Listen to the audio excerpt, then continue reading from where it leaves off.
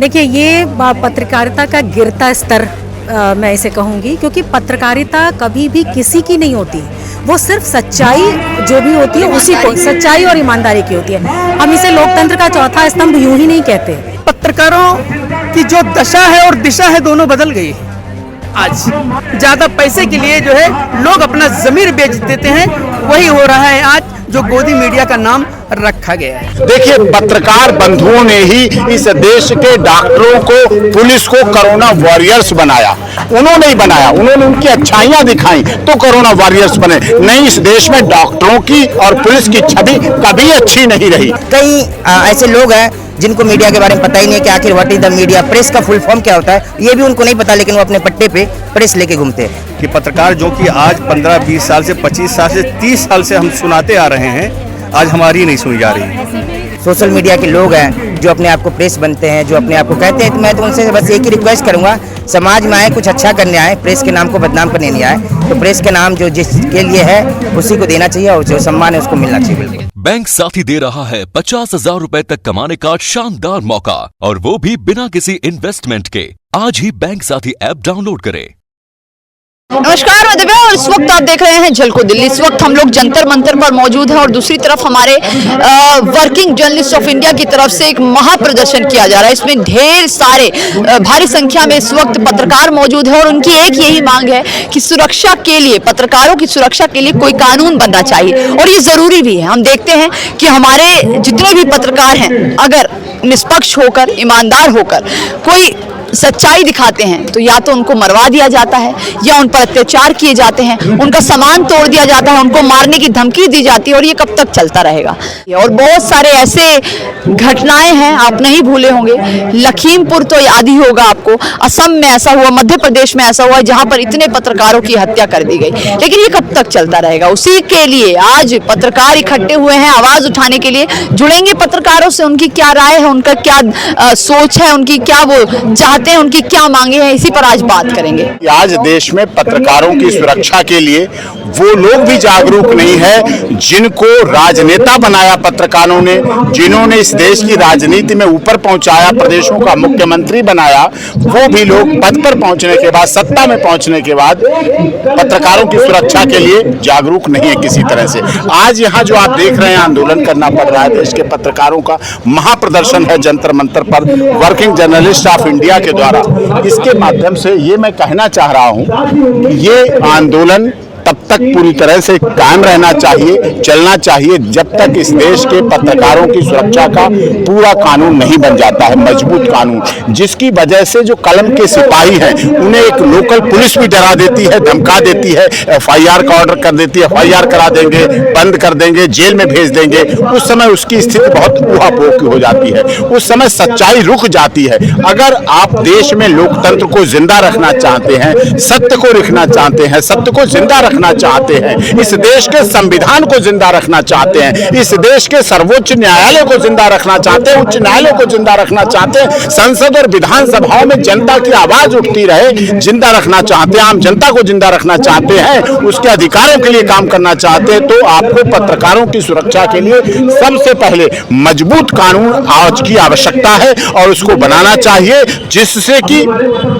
हमारे देश में सच्चाई सामने आ सके। नहीं तो ब्लैक मार्केटर, धन के जो इंडस्ट्रियलिस्ट है, कभी भी कोई बात चला देंगे और आपको उससे जूझना पड़ेगा। क्योंकि पत्रकारिता में कोई धन के लालच में नहीं आता है, पत्रकारिता एक जज्बा है, एक जोश है। और इस देश को आजादी दिलाने वाले लोगों की लिस्ट में देखिए, ज्यादातर पत्रकार लोग थे जो आज देश के स्वतंत्रता सेनानी बने हैं, बाद में स्वतंत्रता सेनानी बने, वो पत्रकार थे उस समय, उन्होंने ही इस काम को बढ़ाया। और आज फिर देश में जरूरत है कि पत्रकार, जम्मू कश्मीर जैसी समस्या आपने कही, वहां पत्रकारों की बहुत गलत स्थिति है, कोई सुरक्षा नहीं है।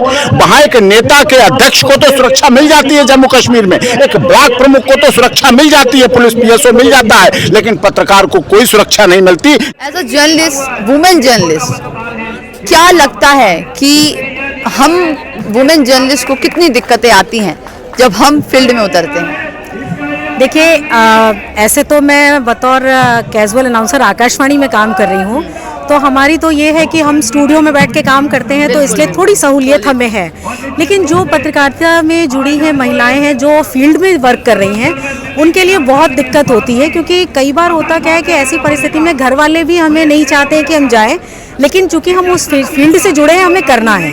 तो ऐसी स्थिति में थोड़ा सा डर मन में होता है काम करने के प्रति। लेकिन आज की परिस्थिति में हम देख रहे हैं कि महिलाएं इस क्षेत्र में बहुत अच्छा काम कर रही हैं और बढ़ के कर रही हैं। तो ये सरकार का दायित्व बनता है कि अगर महिलाएं इस विषम परिस्थिति में काम करने के लिए अपना 100% दे रही हैं, तो सरकार का ये उत्तरदायित्व बनता है कि उन्हें सुविधाएं मुहैया कराएं, जैसे उन्हें पेंशन की व्यवस्था हो, या अगर फील्ड में काम करते समय कोई असुविधा होती है, कोई दिक्कत होती है, तो इसके लिए सरकार को कोई सुरक्षा नियम बनाना चाहिए कि अगर महिलाएं जा रही हैं तो हम उनके लिए क्या कर सकते हैं। तो पत्रकार इस तरीके से पक्षपात करते हैं, और कहीं ना कहीं ये जो गोदी मीडिया शब्द है वो उन्हीं की वजह से आया है।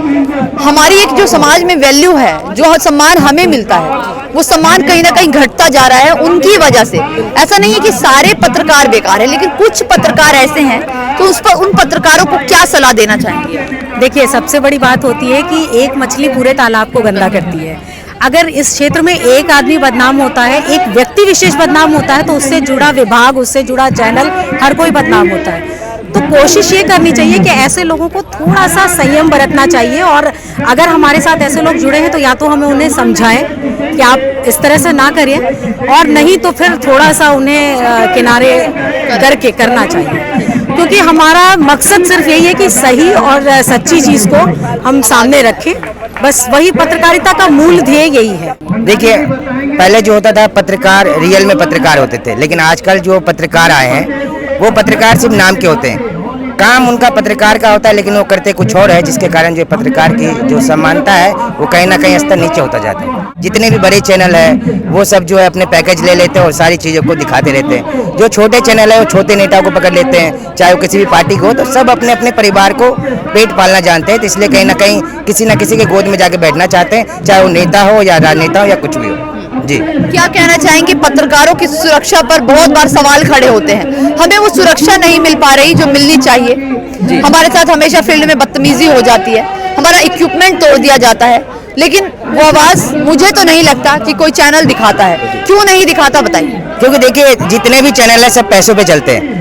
आप किसी चैनल को बोलोगे गरीब का न्यूज़ दिखाना है तो आपको बिल्कुल नहीं दिखाएगा, वो कहेगा पैसे दो तब मैं आपको दिखाऊंगा। और आप उस किसी भी बड़े चैनल को ले लो, उसे बोलो कि मोदी जी का न्यूज़ इंटरव्यू क्या न्यूज़ दिखाना है, झलक भी दिखाना है, तो पूरा टीम उसके पास आ जाएगा। तो कहीं ना कहीं गांधी जी का असर है ना, वो कहीं ना कहीं हम लोगों के स्तर को नीचे लेके जा रहा है। हमारे चाहे सुरक्षा की बात हो, चाहे किसी की बात हो, ये बीच में गांधी जी आके सबको खत्म कर दे रहा है। सोशल मीडिया और एक चैनल, टीवी चैनल, इन दोनों में बहुत फर्क है। जो टीवी नहीं दिखा पाता वो सोशल मीडिया दिखाता है। लेकिन आजकल क्या हो रहा है कि सोशल मीडिया पर कोई भी माइक उठा ले रहा है, अपने आप को पत्रकार कहने लग जा रहा है। आपको नहीं लगता कोई क्राइटेरिया होना चाहिए, कुछ ऐसे रूल रेगुलेशन होने चाहिए कि कोई भी व्यक्ति ऐसे ही अपने आप यूट्यूब चैनल ना बना पाए? देखिए, रूल्स तो होना चाहिए, क्योंकि यूट्यूब का चैनल का मतलब ये नहीं कि आज आपने कोई भी एक चैनल लॉन्च कर दिया और अपने कार्ड के ऊपर प्रेस लिख दिया। जब तक किसी के पास RNI नंबर नहीं है, वो अपने कार्ड के ऊपर प्रेस नहीं लिख सकता है। वो सिर्फ अपने वो जो नाम लिखा है उसके बिहार पे अपने कार्ड को प्रेजेंट कर सकता है। लेकिन बहुत से ऐसे लोग हैं जो यूट्यूब पे चैनल बना लिया और अपने कार्ड के ऊपर प्रेस लिख दिया कि जी मैं तो मीडिया से हूँ। तो ये चीज़ नहीं होना चाहिए। कहीं ना कहीं इस प्रेस के नाम को भी गलत यूज किया जाता है। पत्रकार इकट्ठा होते हैं, धरना आंदोलन करते हैं, धरना प्रदर्शन करते हैं, उसके बाद में उनको कुछ नहीं, हवाई साबित होता है। मैं 25 सालों से पत्रकारिता में हूँ, जेल भी जा चुका हूँ।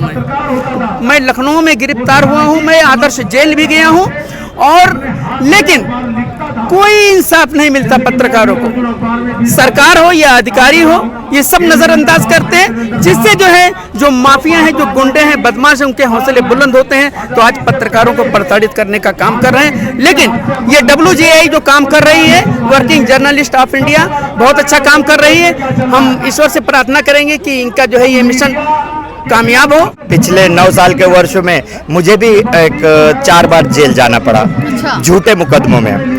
शासन प्रशासन मिलकर मुकदमा दायर कर देता है पुलिस स्टेशन में, इनकी मिली जुली सरकार से, इनके गुंडे होते हैं, वो ये देख लेते हैं पत्रकार एक है, ये छोटा है, ये बड़ा है।